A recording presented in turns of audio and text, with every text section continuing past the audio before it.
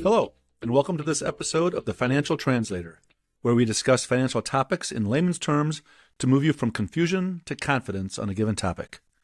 I am your host, Kirk Kreckmeyer, the Principal Advisor at Pebble Valley Wealth Management. We are a fee-only financial advisory firm helping our clients make informed decisions on their road toward financial security. You can find more information at pvwealthmgt.com. I'm happy to share that in addition to our audio-only podcast, we are now going to have a video podcast available on YouTube and Spotify. It's going to be the same great content, but it's going to be a slightly different format, as you can see. We're going to have either Allie or Bree join us. Today it's going to be Bree. Or guest speakers. Or guest speakers. That's a great idea. And it's going to be a conversation. So it's not just going to be me rambling and talking way too fast. It's going to be a conversation. So hopefully you enjoy it. Quick shout out to our summer intern, Maura Schneider, for getting all this set up and helping us, how we're going to do this all. So thanks again to her. And then on today's podcast, we're going to talk about the annual employee benefit enrollment process. And so just things that people would consider. So before we jump in, as a brief legal disclaimer, our discussions here should not be construed as financial or investment advice, and each person's situation is unique. All right, let's go. Yeah. So annual employee benefits enrollment. Do I have that right? So I think you're going through this right now. Is that correct? Yes, we are. Yep. Are you having fun with it? Yeah, it's like taxes and going to the dentist. No. So my husband recently took a new job, and as well as it is that time of year. So we're kind of doing it, I guess, twice for the first, new benefits, and we're comparing what we had at the old company. So he actually just finalized them last week. So it's very What was the top hot of mind. What was the hot topic? I could bore you with a bunch of details. What was the hot topic on your mind? I think for us, the big one is always the medical, I think, because, we have a family of 5 and wondering, different doctors and medications and is it all covered and all that stuff. So I think that's, that for us is probably the one we spend the most time on. So I don't know if you have important things to look at, or what are your guidelines, if you have any words of wisdom. Yeah, definitely. I would agree. The medical is always going to be the biggie. And so I guess the guidance I would give, or the guidelines, would be one, kind of a framework. And on my blog post, I had this framework laid out, and I even have an example in there. So don't overthink it. But some high level things you can do is, one, check the premium. They're likely going to offer a plan with and without a health savings account. I'll get into more details later on the health savings account, but in general, it's a tax advantage vehicle.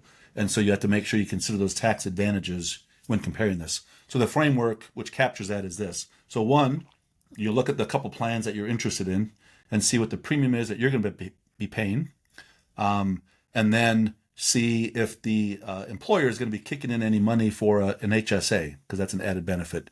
And then rather than looking through like coinsurance, which means after you hit the deductible, what percentage you have to pay, or the deductible, I should start there, how much you have to pay before any insurance kicks in.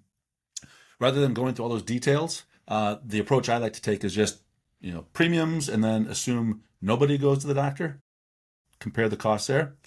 One person maxes out, and just look at the maximum deductibles and out of pocket, and then the whole family, blows through the family maximums. So that's a much easier way to, rather than looking at, will they go to this doctor, how many times, et cetera. The other thing that's very important on my blog post, I show just a PPO program and then a PPO with an HSA, ignoring the tax benefits of the HSA though, and then adding in those benefits. And so if you just ignore the tax benefits and what your employer kicks in, the low deductible plan may look better. But if you add in the tax benefits and other benefits of the HSA, you may find, again, each plan is different. You have to make sure you look through your own plan, but that's the framework I would look at. So with the HSA only comes with the high deductible plan, right? High deductible plan, yes. Okay. So there's guidelines the IRS provides, and so I think it's $1,700 per person and $3,400 for a family. I'm sorry, $1,000 per person. No, it's $1,700. I'm sorry. Details in the blog post, but so there's minimums that the plan has to have. But if it has that, then you are eligible to contribute to an HSA. Okay. So it's basically the trade-off. Do you want to have a low premium versus higher deductible, so you're paying more out of pocket, versus vice versa, paying more out of your paycheck and less out of pocket? supposedly. But what you're saying is with the high deductible, if you're taking advantage of the HSA, then it's a win-win, double Oh, win. it can Yeah, be. Again, be, you want to look at the details. Again, the example I gave on my website, and I was actually kind of surprised that if you ignore the HSA, people are like, oh, I'm better off going with the low deductible plan because, if I max out, they're going to cover a lot more. But one, sometimes the employer kicks in money. Could be $1,000 a year, could be 2,000, and then whatever money you put in, there's a maximum of 8,700, I think it is, per family. Again, details in the blog post. That combines you and the employer, but that is tax deductible. Federal, state, and if you run it through payroll and FICA, Social Security tax, FICA. So it's an extra 7.65. So the advantages pile up pretty quickly on the HSA. The key difference, though, I guess, are you a fan of HSAs? Well, no, what I was going to say is I think we have historically not been, but we've been more of the PPO, low deductible, pay more out of your paycheck plan. But on our previous benefits, we did have a higher deductible with this HSA. Mm-hmm. But now, so we have this HSA that's built for the past couple of years. But now our current plan that we're going to is not going to have an HSA. So I guess my question now is what happens to this HSA? Should we spend it? Can we keep contributing to it? Or what is that? Because it's not covered. It's not part of our new plan. Yep, that's a great question. So definitely one, you can keep using it. So the HSA that you had can stay open. And if you want to, you can use it to withdraw for qualified medical expenses. Is that anytime? Or is there a limit? Because I know it doesn't run out at the end. Okay. Yeah. Anytime. Yeah. As long as it's a qualified expense. And even a nice little thing, you don't have to take it out this year, but if you keep the receipts and say 2 years later, 3 years later, you run into a cash crunch and you want to tap money quickly. So it's kind of without like any a tax 529. Kind of like a 529. The difference there is, yes, but with the 529, you have to make sure you take it out that year. Okay. With the HSA, as long as you keep the receipts for a qualified medical expense.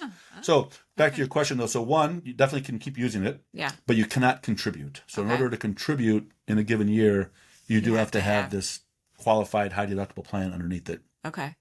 And then, you could take it out. Should you? My personal approach is, our recommendation is, if you can do it, pay your medical costs with other funds, like a checking account, savings, and then let this thing grow tax-free, because get a deduction going in, it grows tax-free, and when you take it out for qualified expenses, also tax-free. So it's the only triple play game in town from a tax perspective. Okay. Is there a time when we have to, if we just let this thing run for the next 10, 15 years, is there an RMD situation where you have to take it out? Unlike regular IRAs, no, there's not a required distribution. So you can, just keep letting it grow. Let it go. Now you want to be careful from a practical perspective. You want to make sure that between you and your spouse, both of you take it out for qualified expenses before the last of you pass. Yes, your beneficiaries will get it, but they will have to pay taxes on it. If you want to maximize this tax benefit I'm talking about, so you can delay it as long as you want, but don't wait too long in your 70s, let's say, for example, maybe start taking it out. Okay. Just to avoid that. Yeah. So we'll see how it goes. Because as I said, we were switching from the higher deductible plan back to what we've kind of historically been used to. So we'll see. Yeah. Now, related to that, so if you're not going to do the HSA plan, which is, again, each person's choice, that's fine. So one quick other comment, those who do choose the HSA plan, you do have to have funds at the ready. And so, yes, you put money in and you can use it to take it out for pay for expenses throughout the year. But if it's the first time using it, that gets built up over the course of the year through payroll. And you may have a medical event in January. In January, okay. So your family out of pocket is, let's say, $6,000. It's like, oh, crap, where's, Yeah, okay. Kirk said this HSA is great. Where the hell's the money? So you want to make sure you have other funds if an event came up quickly. So again, I'm a big proponent of it, but just be aware of you do have to have access to funds elsewhere. Right away. That makes sense. Later in the year, it's there, you're fine. And then if you do roll it over future years. So another thing I was going to say, though, so you're not going to have an HSA, but obviously you need medical insurance. So two other benefits that you're going to, probably every employer offers this. Two other benefits you're going to see. One is a flexible spending account, an Okay. FSA. I think they do have that. Yep, it's very Yeah. similar sounding, but it's very different. So you can utilize that, but you can't. So you can either use the HSA or the FSA Health. Yeah. You can't do both in terms of contributing. So you could use the FSA Health account. I think the most you can put in is $3,400 for a year. Again, Okay. when I say put in, it's all deductible. So Right. take your marginal tax rate, state tax rate,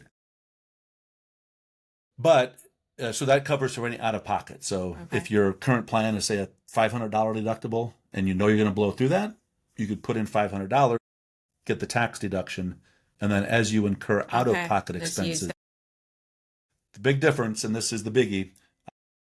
So it's a use it or lose it for the flexible spending account. If you, let's say you put in $2,000 and you only end up using 15, well, that's about it. You're only using 1,000. Yeah. It's like, you've lost that amount. You can roll over. I think it's $680 each year. So, but if you put in say 2,000 and you only utilized 1,000 of it, Yeah. yes, you can roll over some of it, but the rest is gone. It goes to the government. So Okay. don't over contribute. But if you know you're going to be incurring some expenses.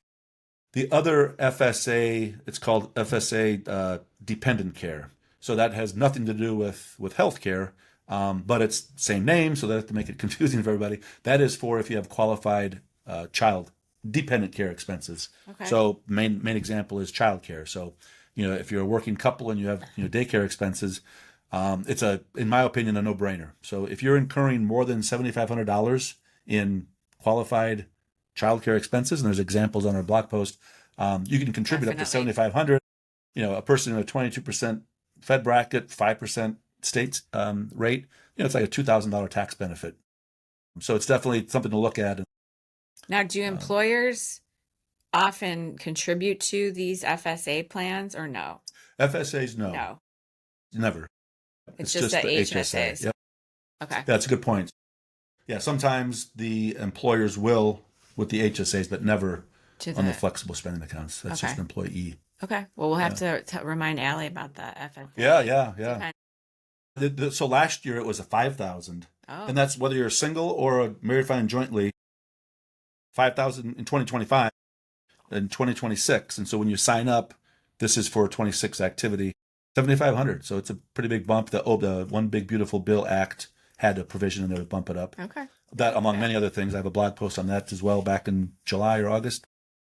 Fortunately or unfortunately, my kids are too old for dependent there care. you go. But no babies in the future. Allie, this is a good one for you. How about these glasses? You got? Yeah, well, that's what I was going to say. So the big ones at our house are the medical, and then another one that we always go back and forth with is the vision care. Because I'm never sure if it's, so we do have 4 of the 5 of us wear either contacts or glasses. So it is but I'm never sure if it's a good deal or is it kind of a wash or a waste. We historically do sign up for the vision, but I'm always questioning it. Yeah, so. I'm in the same boat. Back when I was working for a corporation, it's like so I have glasses, obviously. Yeah.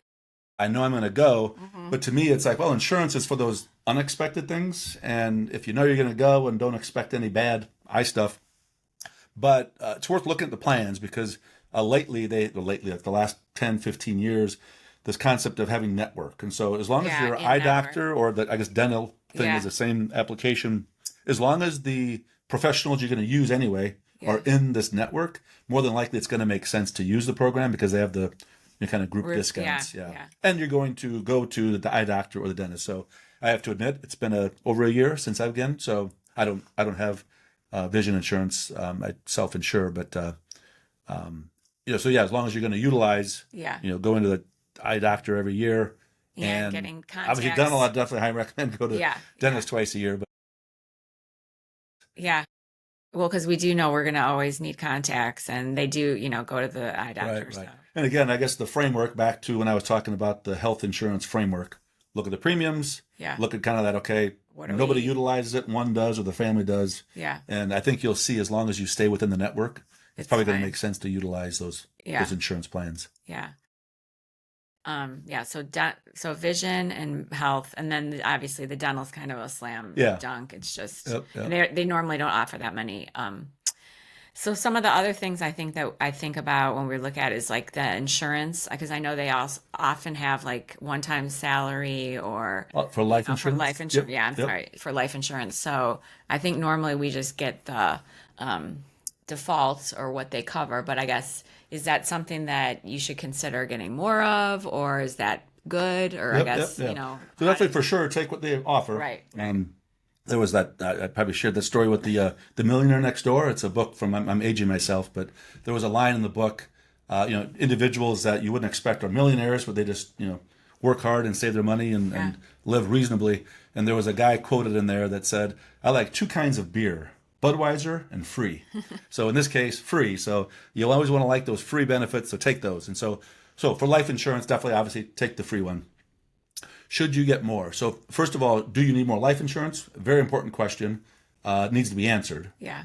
If you are young with the young kids, again, you have to think about if you, God forbid, if you were to pass tomorrow, or if your One spouse of you, passes right. tomorrow, financially speaking, what are you going to do? Like how do you replace that lost income? So whatever that dollar amount is, and we can help people with that when we do comprehensive plans, consider Social Security benefits, find out what you need and definitely get that. So without a doubt, let me say you need life insurance, get it. Now the question is, should you get it, this Through extra the, insurance yeah, through the employer, right, or you could go outside, go to your local agent, or right. we work with a direct only writers, or brokers that work with fee only registered investment advisors. So it's lower cost commissions built into the products. But oftentimes you'll find, as long as you're healthy, and I say healthy, not as long as you don't have a known medical issue that it's going to get flagged in underwriting, more than likely you'll get better rates if you outside. Yeah, Okay. yeah. So you're better off to do that. And if you wanted to just even like ballpark it, where would you go to like Yeah, just give a look and say like, oh, $1 million coverage is this much outside? Like I wouldn't even know where to yeah. start to So we look. have a couple of sources. I'd say one, there's a couple of direct writers in the market. So I guess one, just to give users a place to go, is emeritus.com. Okay. So AMERITAS.com. They are a Nebraska-based company, so I'm originally from Nebraska, so I'm Shout out to Nebraska. not being biased. It's just it's a way to go. So you can put in the amount you need, Yeah. age, etc. Just like a quick Yep. ballpark. Yeah, Doesn't have like to if be. you need, and you'd be surprised. I mean, young families just having kids, they're going to need multi-million Yeah. amounts, and so they're going to Yeah. probably be pretty surprised at the amount they need. But because they're so young, the chance of premiums. death is pretty low, so the premiums aren't Low. as bad as Okay. it's going to be. Maybe a couple thousand. It depends. Look at the details, but it's not going to be as high as you might think for 2 or 3 or 4 million of coverage. Yeah. One other quick note, kind of in the weeds, but if you look at the rate you could get from your employer, it's like, oh, it's only going to cost me $800 a year. Yeah. And then you get a quote for the same death benefit outside company. Oftentimes you're getting a 10-year or a 20-year term policy. Yeah. And the premiums they quote is the same premium for all 20 years. This life insurance, through the employer, based upon your age this year, and they're going to raise it each Every year year. as you Okay. age.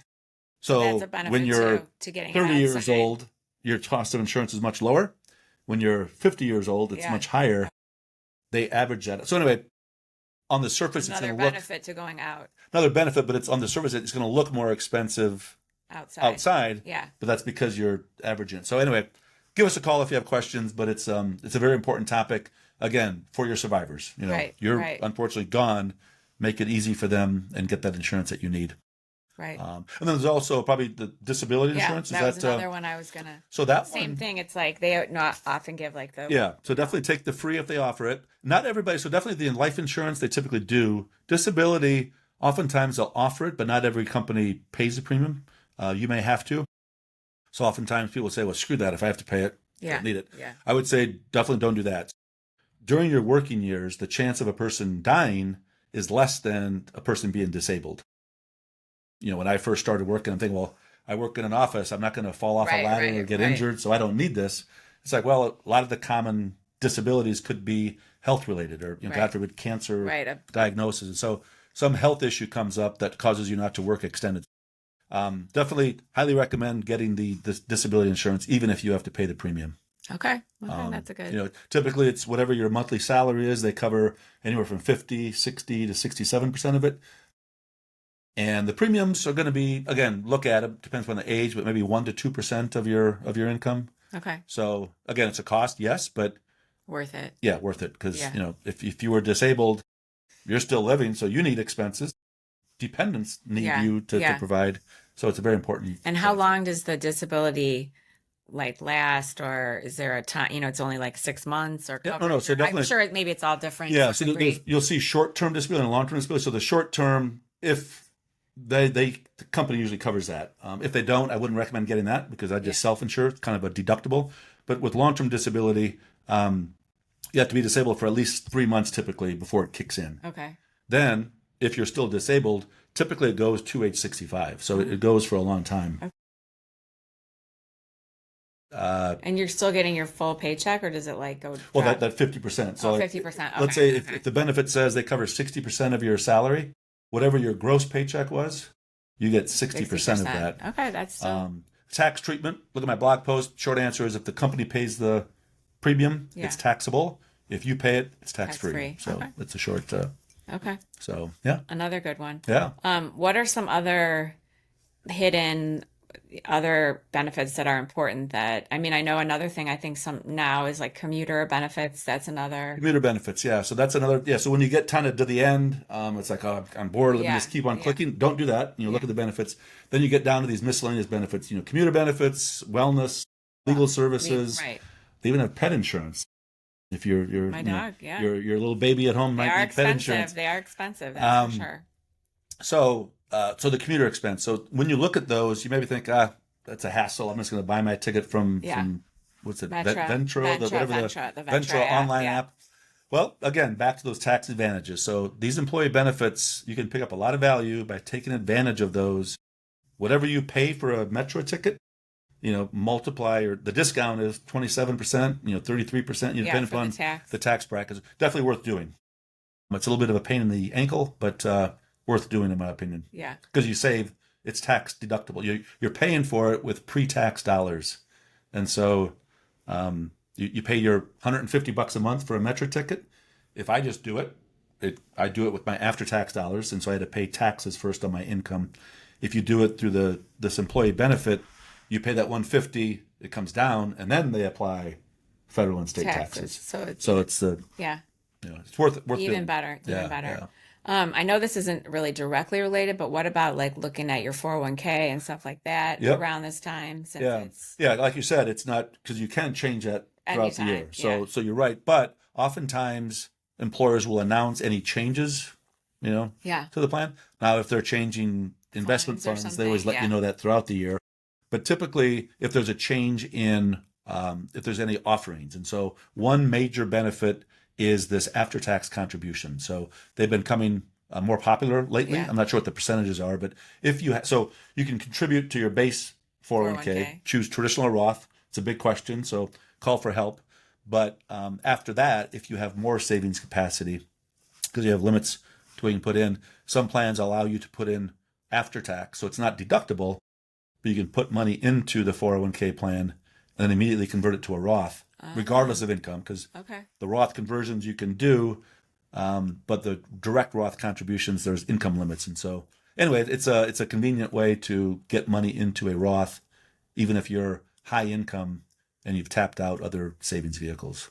Okay. Yeah, so it's a nice one. So just be alert to changes, and it's probably not a bad thing annually just to kind of like even review your funds and make sure those make, because I know sometimes it's easy just to like let it go and just Right. not really pay attention to it, and Yep. just look at the bottom line and say, okay, it's growing, I'm good. But probably not a bad idea to Yeah. look for any new things or Yep. And fund actually, changes. that's a good point on the, again, each plan is different, so Yeah. everybody should read their employer's approach to it. But let's say you contributed to the HSA last year or the FSA, and then you also contributed to long-term disability. So some of the benefits, if you don't do anything, which a lot of people probably don't, Yeah. it just rolls. Yeah. They're going to automatically kind of roll what you had last year, but they do not, redo the FSA contributions, the HSA, because that's Yeah. a decision. So be careful about if you don't do anything, You might miss out you might on miss some out of the. of something you did the previous year. So Okay. yeah. Well, yeah, so I mean, I think worth looking. yeah, for sure. I think that that's maybe the most important takeaway is to not just, because I know, especially before we had kids, probably we were guilty of just like As did I. you know, Well, like just both there. clicking like, okay, it looks fine, same as usual or same as last year, no changes, just get it done. To your point, oh, the deadline's coming up. But, you know, I think important takeaway to review, make sure you spend the time. Definitely worth and time, yeah. Review it. And again, it's the not only the benefits that we talked about, but the tax impact of those. And so it's like, why bother? Right. You know, because whatever your tax rate is, that's a discount you get on that. Again, if you have children dependent care expenses, that's a biggie. That's over $2,000 probably for a lot of people. So, and there's one more tax we haven't talked about yet, Bree. Yeah. The candy tax. Yes, a very, very important one. You have your costume ready? I do not have a costume and we do not have candy yet. So I know we got a lot to do in a week. That's right. Yeah. Yeah, I remember when the kids were young, it was always fun. They come back with these bags of candy. So I'd always have to take a little Steal candy your tax. favorites. Yeah. Butterfinger, that's the ones I look for. Yeah. Hopefully they still make those little. Those are good ones. Yeah. So, Yep. Well, enjoy that. Everybody, make sure you go through your annual employee benefit process. Pick up those benefits, including those tax benefits for you, and make sure you enjoy the candy tax benefit as well. All right. Happy Halloween. And that's a wrap on today's topic. Thanks a lot. Thanks a lot. Thank you for listening to this episode of The Financial Translator. I hope this discussion helped clear up any confusion and will lead to more confident financial decisions. Thanks for your time, and be sure to check out all of our resources at pvwealthmgt.com. Until next time, go confidently.